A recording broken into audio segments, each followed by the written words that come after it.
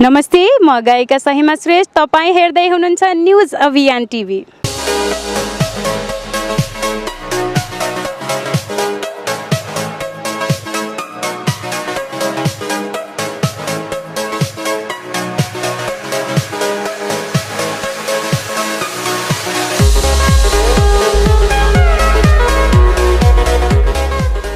के हो अथवा किन लेख्ने भन्ने कुराको आफ्नो दृष्टिकोण रहन्छ। धरामा एउटा पंक्ति छ,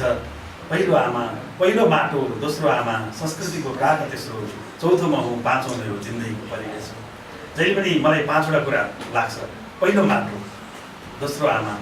संस्कृतिको काख तेस्रो चौथो म हुँ पाँचौँ मेरो जिन्दगीको परिवेश हो। यसो भनिरहँदाखेरि चाहिँ मलाई पहिला माटो हो, हाम्रो देश हो,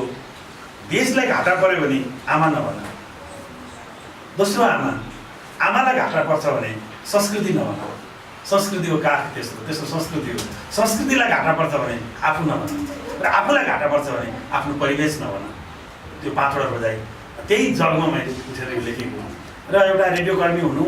र देश र विदेशमा धेरै ठाउँमा पनि पुग्ने सौभाग्य प्राप्त गरेँ। देशमा धेरै ठाउँमा पुगेँ। म मनाङ मुस्ताङ र हुम्ला बाहेक 72वटा जिल्ला पुगेको छु। त्यही 72को जात जाति धर्म सम्प्रदाय संस्कृतिका मान्छेहरूसँग अन्तर सम्बन्ध गरेको छु, उनीहरूसँग बोलेको छु, उनीहरूसँगै खाएको छु, सँगै हिँडेको छु। झापाको राजवंशी समुदायमा गयौँ भने म धेरैपटक भनेको कुरा दोहोऱ्याउँछु, हामी भक्का खान्छौँ, तराई झऱ्यौँ भने ठेकुवा खान्छौँ, थारू समुदायमा गयो भने ढिग्री खान्छौँ, काठमाडौँमा आयो भने एमोरी खान्छौँ, बाहुन क्षेत्रीको घरमा बिहे वर्तमानमा गयो भने कसार खान्छौँ, काठमाडौँमा मोमो पनि खान्छौँ। यो 6वटै खाद्य पदार्थ पिठोबाट बन्छ। कसैलाई मासु मन पऱ्यो मासु हाल्यो, कसैलाई खुदो मन पऱ्यो सखर मन पऱ्यो हाल्यो, तर त्यो पिठोबाटै बन्छ। त्यो एउटा खानेकुरा हो। तर सम्झनुहोस्, त्यो खानेकुरासँग भक्का बनाउने राजवंशी आमा जो आँगनमा उभिएर भक्का बनाइरहनुहुन्छ पिठो, तर त्यो आमाले लगाउने लुगा, त्यो आमाले बोल्ने भाषा, त्यो आमाले लगाउने गहना, त्यो आमाको हिजोको लामो इतिहास र आमा बाँचेको त्यो भूगोल, सबै कुरासँग आफ्नो आफ्नो एउटा इतिहास छ। त्यो खानेकुरा मात्रै सीमित छैन। यदि मैले राजवंशी आमाले भक्का पकाइरहँदाखेरि लगाएको गहना बिर्सेँ भने, त्यो लुगा बिर्सेँ भने, त्यो राजवंशी समुदायको पुरा इतिहास बिर्सेँ भने, त्यो संस्कृति बिर्सेँ भने र पूर्वी नेपालको माटोमा विरासत देखाएको उहाँको इतिहास बिर्सेर मैले काठमाडौँ बसेर कवि भइरहेँ भने मलाई कवि हुनुको पनि म दम देख्दिनँ। तराईमा गएर त्यो ठेकुवा खाने बेलामा तराईको संस्कृतिको कुरा हटाएन भने पनि मलाई लाग्दैन। त्यस कारण एउटा कवि रहरले लाग्नु, इच्छाले लाग्नु, 2-4वटा लेख्नु अलग कुरा, लेख्दै साधना गर्दा त्यसले सम्पूर्ण रूपमा देशको केही न केही चिज लेख्नुपर्छ र एउटा पुस्तक पढेर मान्छे निस्किँदाखेरि त्यो पुस्तकले चाहिँ उसलाई कुनै न कुनै रूपमा एउटा सकारात्मक एउटा प्रेरणा, उत्साह, ऊर्जा र देशका प्रतिको माया र समयको बोध हुनुपर्छ भन्ने लाग्छ। देवकोटाले लेखेको समय, मैले लेखेको समय र भोलि 50 वर्षपछि मान्छेले लेख्ने समयमा, यो समयमा 2073, 74, 70को दशक आएन मैले लेख्दा भने हुँदैन। त्यस कारण त्यो हाम्रो संस्कृति विरासत टेकेर तर हामीले हाम्रो समय लेख्ने हो। त्यही भएर मैले भाकामा चाहिँ त्यही कुरा लेख्ने कोसिस गरेको छु। र अघि अमरजीले भने एउटा पङ्क्तिमा खुब मन परेको छ, विभिन्न मान्छेहरूको कोणमा पहिला लेख्दै गएको कुरा, लेख्ने कुरा दुईवटा, एउटा विषयवस्तु हुन्छ, एउटा विषयवस्तुलाई प्रस्तुत गर्ने हरेक लेखकको आफ्नो शैली हुन्छ। विषयवस्तु कहिले दोहोरिन सक्छ। हामी यति मान्छेले एउटै विषयमा लेख्न बस्यो भने लेख्ने कुराको विषयवस्तु एउटै हुनसक्छ, तर त्यो एउटै विषयवस्तुमाथि पनि त्यो लेख्ने शैली फरक हुँदाहुँदै पनि त्यो लेख्ने विषयवस्तु र शैलीका बिच लेखकको आफ्नो निजी दृष्टिकोण आएन भने चाहिँ पिठोलाई पिने जस्तो मात्रै हुन्छ, पिठो पिनेर पिठो हुन्छ। त्यही मैले लेखेँ, एकै देश अनेक जात थरमा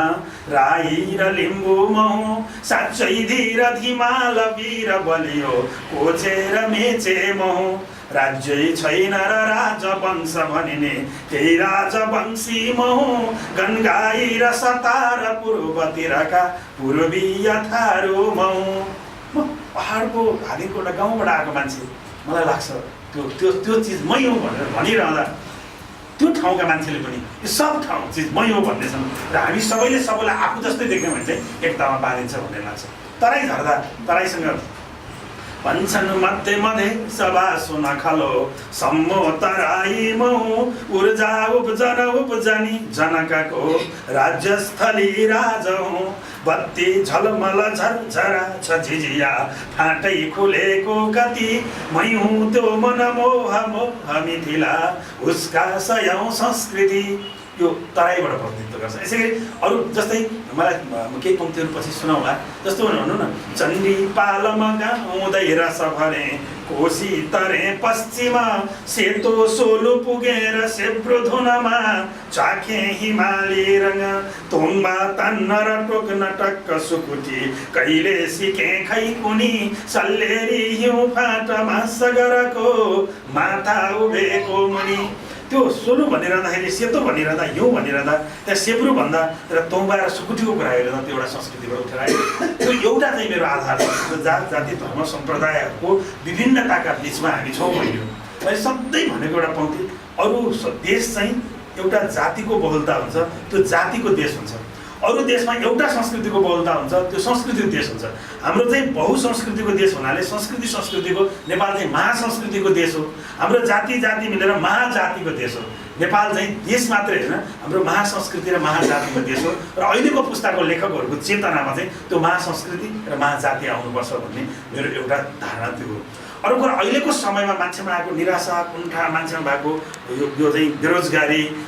औद्योगिकरण हुन नसकेको हुँदाखेरि पनि मान्छेको जीवनमा परेको प्रभाव मान्छेले सहेको दुःख सुख यो सारा कुरा समयको बोध पनि आउनुपर्छ भन्ने कुरा हो र यसमा मैले एउटा महत्त्वपूर्ण कुरा चाहिँ एउटा स्वैर कल्पना गरेको छु यसभित्र एउटा कथा बग्छ कथा धेरै बाक्लो भयो भने कविता मर्छ कविताको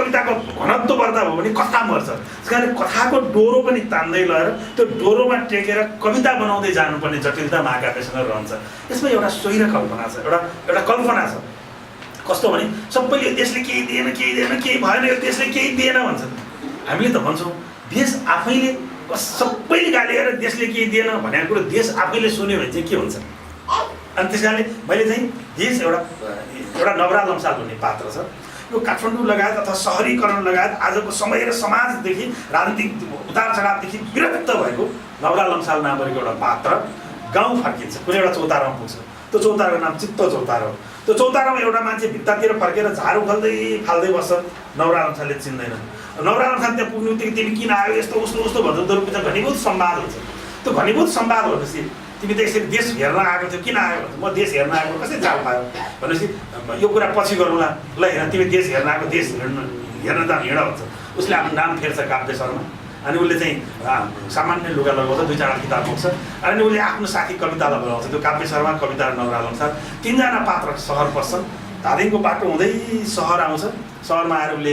नेपाल प्रज्ञा प्रतिष्ठानको प्राङ्गणमा पुग्छ माता तीर्थबाट पुरै काठमाडौँ हेर्छ अनि काठमाडौँका सारा गतिविधि हेर्छ अनि त्यसपछि उसले बसन्तपुर दरबार पुगेर अस्मिता बुढी आमालाई भेट्छ र विश्वविद्यालयका प्राध्यापकहरूसँग भेट्छ त्यहाँ ठुलो समारोह भएर आउँछ एउटा हिमाल एउटा पहाड एउटा तराई नामको पात्र त्यहाँ आफ्नो कुरा बोलिरहेका हुन्छन् अनि अन्तमा तिमी को हो सोध्छ तिमी को हो त ल भन तिमीले भनेनौ बाटाभरि भन्न पाइँदैन भन्यौ तिमी को हो भनेपछि उसले जवाफ दिन्छ एकै देश अनेक जात धर्म राई र लिम्बू उसले सबै कुरा भनिसकेपछि म देश हुँ भन्छ अनि उसमाथि प्रश्न गरिन्छ नवरा लम्साललाई अरू पात्रले पनि देशले केही दिएन भन्छन् नि मान्छेले देशले के दियो एउटा च्याप्टर देशले के दियो भन्ने छ ल देशले यो चिज दिएछ यो विरासतमा पाएको चिज त पायौँ अब म देश खोज्न कहाँ जाउँ भनेपछि देश खोज्न कहाँ जाउँ भन्ने एउटा च्याप्टर छ देश खोज्न कहाँ जाउँ भन्ने कुरा छ र इन्डिङमा चाहिँ त्यो सकिन्छ यो कथामा बग्दाखेरि नै मैले भनेको जातीय संस्कृतिबाट उठ्छ र अर्को महत्त्वपूर्ण कुरा चाहिँ यो मेरो सौभाग्य पनि हो मैले संस्कृत साहित्य बालादिन नै पढ्न पाएँ संस्कृत साहित्य भनेको चाहिँ 2टा चिज छ एउटा संस्कृत कर्मकाण्ड वेद व्याकरण के अरे वेद अथवा रुद्री चण्डी पुराण न्वाराण स्वराट क्रिया आदि यो संस्कृतिको एउटा पाटो हो संस्कृतको व्याकरण र संस्कृत साहित्य चाहिँ अलग पाटो हो संस्कृत साहित्यको त्यो विराट पाटो कालिदास जस्ता महाकाव्यहरूले के अरे कालिदास महाकविहरूले लेखेको साहित्यको त्यो पाटो त्यो चाहिँ मैले सानैमा 8 कक्षा पढ्दा नै मैले संस्कृत मावि एउटा एसएलसी गरेको अनि मैले संस्कृत पढेँ अनि त्यसमा मलाई के लाग्छ भने संसारमा 2टा दर्शन छन् एउटा इस्टर्न फिलोसफी र एउटा वेस्टर्न फिलोसफी यो इस्टर्न फिलोसफी चाहिँ हाम्रो यो दक्षिण एसिया चाहिँ इस्टर्न के अरे हाम्रो पूर्वीय दर्शनको आधारभूमि हो त्यो पूर्वीय दर्शनको आधारभूमि साउथ एसियाको शिर हो भाग चाहिँ नेपाल हो हामी शिर हौँ इस्टर्न फिलोसफीको शिर चाहिँ नेपाल हो इस्टर्न फिलोसफीमा चाहिँ आत्मासँग परमात्माको कुरा त्यो परमात्मा तपाईँ ईश्वर भन्नुहोस् भगवान् भन्नुहोस् प्रकृति भन्नुहोस् अज्ञात भन्नुहोस् अदृश्य भन्नुहोस् त्यसमा मेरो दावा छैन त्यो एउटा अदृश्य कुनै चिजसँग हृदयलाई जोड्ने त्यो योग जुन परम्परा हो त्यो ज्ञानसँगको परम्परा हो मेरो शरीरमा एउटा चिज छ म अहिले बोलिरहेको छु एकछिनपछि म ढलेँ भने मलाई आगो लाग्दा नि पोल्दैन के तत्त्व हो त्यो जुन तत्त्वले उतिखेर जिउँदैछु म यति खोज्दा दुख्छ उतिखेर आगो लाग्दा दुख्दैन त्यो मेरो शरीरमा भएको मेरो मृत्युपछि मसँग भएको तेज त्यो तेजमै गएर मिल्छ पानी पानीमा गएर मिल्छ माटो हड्डी माटोमा गएर मिल्छ हावा हावामा गएर पञ्चभौतिक तत्त्व त्यो पञ्चभौतिक तत्त्वमा गएर विलिन हुन्छ र हामीसँग त्यो पञ्चभौतिक तत्त्वसँगै मन बुद्धि अहङ्कार पञ्चेन्द्रिय ज्ञानेन्द्रिय कर्मेन्द्रिय इन्द्रियहरू र त्यो त्यो एउटा दर्शनको पाटोसँग जोड्ने कुरा मैले त्यो अघि भनेको जात जाति र संस्कृतिसँग यो पूर्वीय दर्शनका कुराहरूलाई पनि यहाँ जोडेको छु र एकाडेमीले गर्ने खोज के हो विश्वविद्यालयले गर्ने कुरा के हो र हामी प्राज्ञिक धरातलमा चाहिँ कहाँ छौँ भन्ने मेरो अत्यन्तै ठुलो धृष्टता हो यो र त्यसरी त्यो एउटा दर्शनको पाटो त्यो संस्कृतिको पाटो अहिलेको समाज तिनवटा कुरा लेख्ने क्रममा यसमा मैले हाम्रो इतिहास लेखेको छु अनि हाम्रो भूगोल लेखेको छु र हाम्रो संस्कृति लेखेको छु संस्कृति इतिहास र भूगोल तीनवटा चाहिँ मेरो मूल आधारहरू लेख्ने कुराको र त्यो त्यसरी लेखिरहँदाखेरि चाहिँ त्यसमा चाहिँ यो पुस्तक पढ्ने मान्छेलाई मेरो एउटा दावा छ यो शब्द फेरि दोहोऱ्याउँछु एउटा दावा छ यो पुस्तक पुरै कसैले पढ्यो भने त्यो पूर्वको मान्छेले पढ्यो नि पश्चिमको मान्छेले पढ्यो नि हिमालकोले पढ्यो नि तराईकोले पढ्यो नि जुनसुकै धर्म सम्प्रदाय जात जातिको मान्छेले पढ्यो भने उसले कसैले एक पाना भेटाउला कसैले एक हरफ भेटाउला कसैले एक शब्द भेटाउला तर उसले कुनै न कुनै रूपमा यो पुस्तकमा आफूलाई भेटाउँछ आजको युगको म लेखक भइरहँदा एउटा दलितले उठेर मलाई प्रश्न गर्यो भने तिमीले लेखेको तिम्रो साहित्यमा 6वटा पुस्तक लेख्यौ दोस्रो महाकाव्य लेख्यौ तिम्रो पुस्तकमा म दलित कहाँ अटाएँ भन्यो दलितको बारेमा त मैले केही लेखेको छैन भोलि कविता लेख्छु भनेर दलित शीर्षक राखेर दलितहरूले दुःख पाएका छन् खान पाएन दलितमाथि शोषण भयो दलितमाथि न्याय हुनुपर्छ भनेर लेख्यो भने त्यो कविता हुँदैन त्यो काव्य हुँदैन त्यो न्याय हुँदैन त्यो नारा हुन्छ एउटा आदिवासी जनजातिले म आदिवासी जनजातिको ठुलो हिस्सा छ यो मुलुकमा हामीले यो मुलुकलाई धरतीपुत्र हातका नङ्ग्राले धरती कोरेर उर्वर बनाएको यो माटो मेरो बारेमा के लेखिस् भन्यो भने मैले एउटा कुनै जनजातिका टिपिकल शब्द मात्रै प्रयोग गर्दैन बा भन्ने ठाउँ आमा भन्ने ठाउँमा कुनै आप्पा अथवा केही भन्ने होला अथवा अरू शब्दहरू मैले प्रयोग गरेर लेखेर म साहित्यकार हुनु त्यसैले दुईवटा कुरा हुन्छ एउटा शब्द प्रयोग र एउटा संवेदना प्रयोग अहिले धेरै मान्छेहरूले कर्णाली भोकै छ कर्णालीले खान पाएन भनेको छ धेरै मान्छेलाई थाहा छैन जुम्लाले भोकै छ भने हुन्छ जुम्लामा जुम्लाको सदरमुकाममा काठमाडौँको न्यु रोडमा भन्दा पक्की र राम्रो घर छ भन्ने कुरा धेरै कमलाई थाहा छ त्यो जुम्ला आफैमा गरिब होइन जुम्लाका सम्पूर्ण मान्छेहरू छन् तर त्यो जुम्ला शब्द प्रयोग गरेर जुम्लाको प्रतिनिधित्व हुँदैन कर्णाली शब्द प्रयोग गरेर कर्णाली प्रतिनिधित्व हुँदैन लिम्बूको शब्द प्रयोग गरेर लिम्बूको प्रतिनिधित्व हुँदैन जबसम्म मैले चण्डीको कुरा गर्न जान्दिनँ जब मैले पूर्वको कुरा गर्न जान्दिनँ त्यस कारण त्यो एउटा शब्द होइन संवेदनासँग जानुपर्छ भन्ने मेरो यसमा दोस्रो कुरा छ र तेस्रो कुरा चाहिँ यो समयको चरम निराशाहरू पनि छन् र देशसँग अलिकति जोडेको छु र मलाई सधैँ एउटा कुराले पोलिराख्छ म लेखक मैले लेखेको एउटा पुस्तक हामी तन्नेरी पुस्ताका छौँ म योमा हाम्रै जमातमा चाहिँ सबभन्दा पाएको राहुल सर म नै होला त्यसपछि तारालाई हुनु होला हामीहरू अनि गुरागाई सर हुनु होला अथवा के हो थाहा छैन होइन अनि तर यो पुस्तालाई नवराल अनुसार लेखेको एउटा पुस्तक हातमा लिएर पढिसकेपछि त्यो पुस्तक पढेर त्यो मान्छेलाई चरम उत्तेजना जागेर किताब पढिसक्ने बित्तिकै एउटा मान्छेलाई बलात्कार गर्नु गयो भने त्यसको जिम्मा कसले लिन्छ त्यो लेखकलाई एउटा नागरिकलाई उत्तेजित बनाएर बलात्कार गर्न प्रेरित बनाउने पुस्तक लेख्ने हक एउटा लेखकलाई छ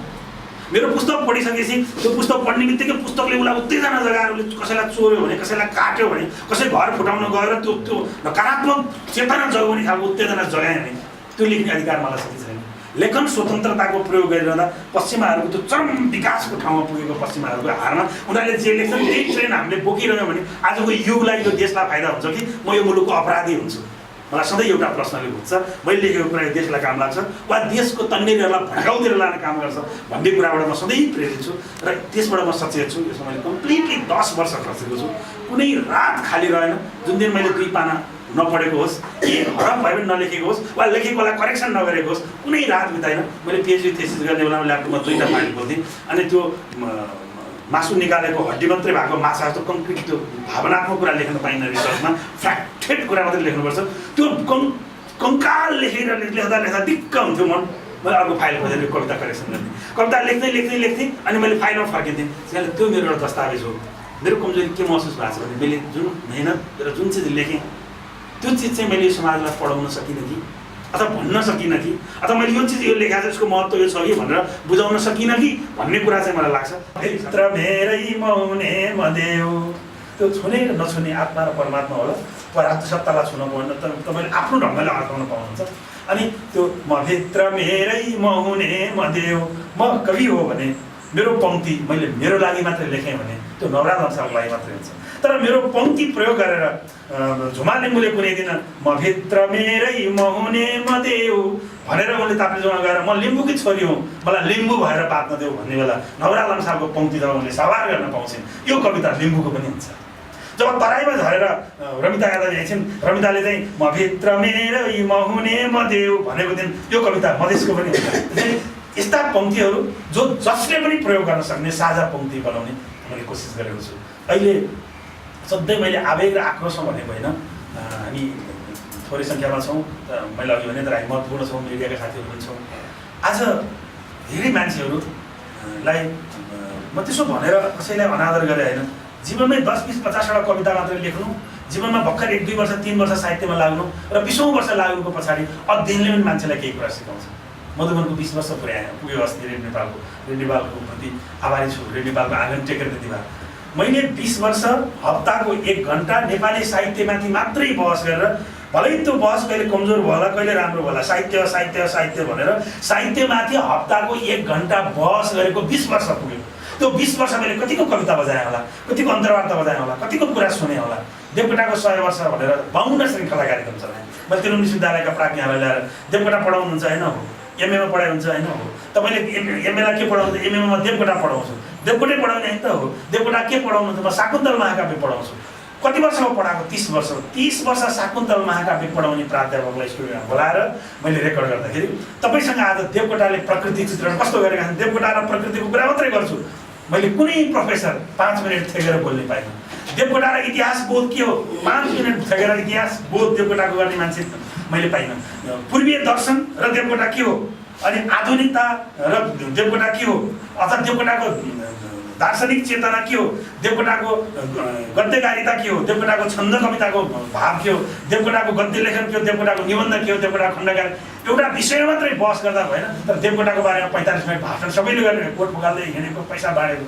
तर देवकोटालाई जेल हालेको थियो, लाइब्रेरी खोल्दा देवकोटालाई पागल भनेको थियो भन्ने कुरा थियो। त्यसैले हाम्रो ज्ञानको सतही अवस्थामा छौँ। नमस्कार, म गायिका माण्डवी त्रिपाठी। तपाईँ अहिले हेर्दै हुनुहुन्छ न्युज अभियान टेलिभिजन।